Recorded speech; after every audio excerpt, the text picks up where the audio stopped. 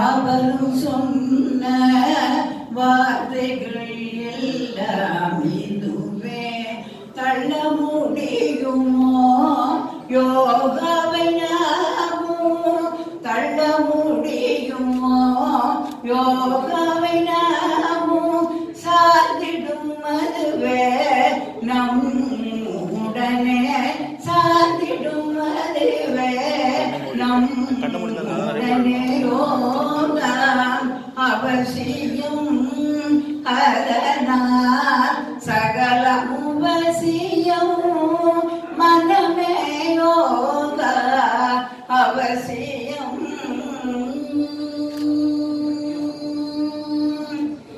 இசையோடு கூடியதுதான் யோகாவும்.